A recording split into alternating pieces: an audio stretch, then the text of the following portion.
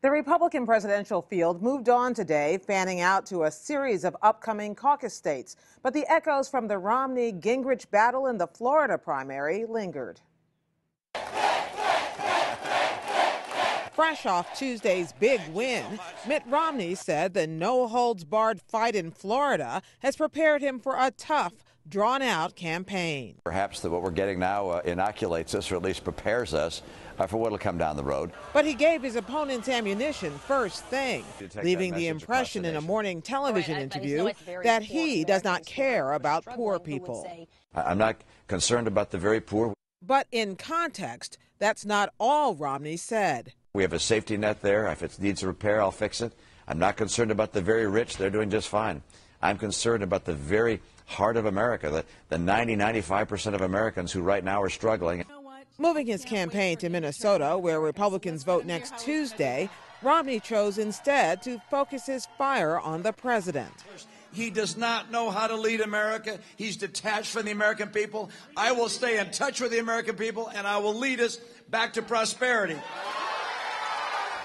But former House Speaker Newt Gingrich, who lost Florida to Romney by 14 points, took direct aim at Romney's remarks about poverty in Reno, Nevada today. I am fed up with politicians in either party dividing Americans against each other.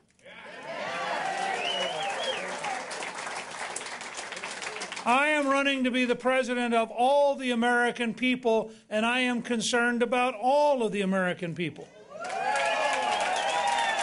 Gingrich vowed to stay in the race right up until the nominating convention, 7 months away in Tampa. But in Washington today, the nation's top elected Republican House Speaker John Boehner dismissed fears that a protracted nomination fight would hurt the party. I understand that people are concerned about how long the primary process is dragging out. I would remind people that President Obama and Secretary of State Hillary Clinton had a fight that went through June of 2008. So I think everybody just needs to relax, and this will resolve itself. Two other major Republicans remain in the hunt for the nomination. Former Pennsylvania Senator Rick Santorum stumped in Colorado, where caucuses are set for Tuesday. And Texas Congressman Ron Paul spent the day courting voters around Las Vegas. All four will need to raise and spend ever larger amounts of money to keep going. New financial reports released last night show the role that independent outside groups, the super PACs, are playing. According to the Federal Elections Commission, pro-Romney groups raised more than $30 million by the end of last year. Those supporting Newt Gingrich raised more than $2 million. And that doesn't include $10 million the former House Speaker's super PAC received from a single wealthy Nevada couple in January.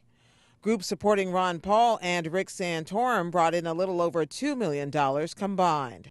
The super PACs grew out of a Supreme Court ruling in 2010 that lifted restrictions on corporate and union spending in federal elections.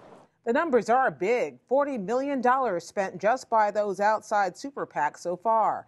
But candidates are also raising money the old-fashioned way. Mitt Romney, $57 million, more than his closest competitors combined. That's Ron Paul at $26 million, Newt Gingrich at $13 million, and Rick Santorum at $2 million. But President Obama has already raised $128 million for his re-election campaign by the December 31st reporting deadline.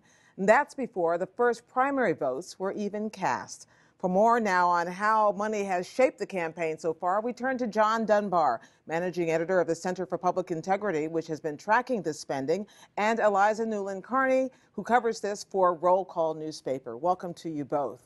John Dunbar, start by telling us what we know based on these reports about who is behind all of this money coming into the campaign.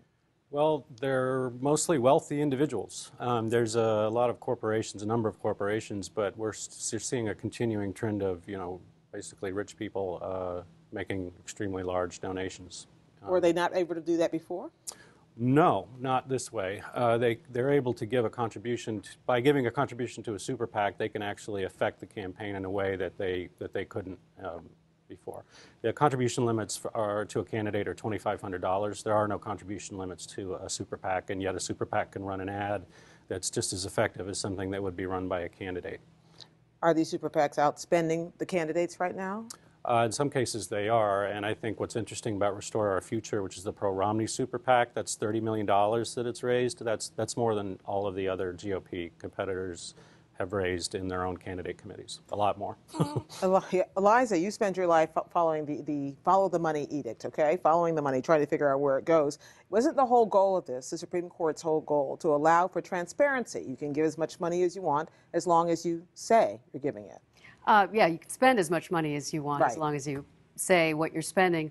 There were complaints around these super PACs for two reasons, or continue to be complaints. One is that leading up to the primary, a number of them requested changes in their filing deadlines for the FEC, meaning that they managed to prevent people from seeing the donations until just the 31st of January, after a number of primaries and caucuses had already taken place. And that's one reason why recent FEC disclosures have been very carefully watched, because this money hadn't been disclosed till now. Also, when are we going to be able to find out about the money that's been spent since December 31st? We know we've had 4 big primaries since the beginning of the year. When are we going to find out about that spending? we know about that spending. It's just that a number of the primaries took place before we found out about it. The other thing that people are distressed about with these super PACs is a number of them run nonprofit affiliates, and those nonprofits are subject to no disclosure rules whatsoever. What about unaffiliated groups like Crossroads, the Karl Rove affiliated outside funding group? That's $51 million they raised. You're not spending it necessarily targeted to a particular candidate. Oh, but they are.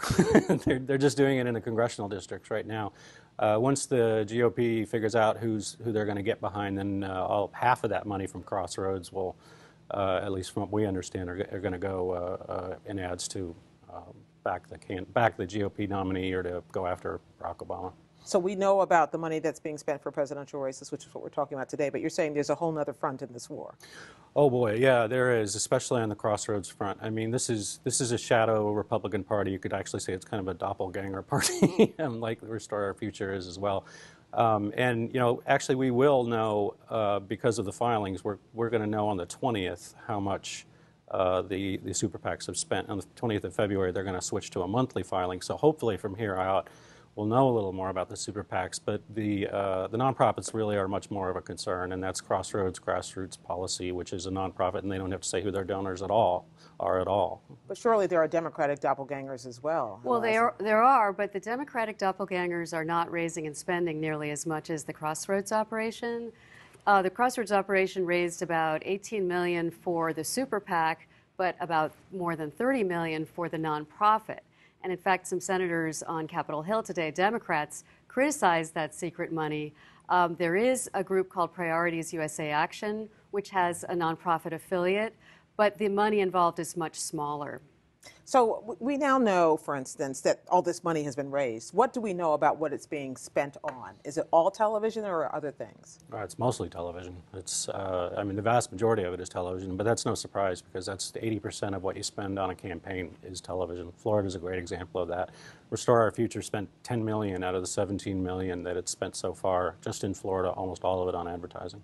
Does the spending decisions, do they differ from candidate to candidate?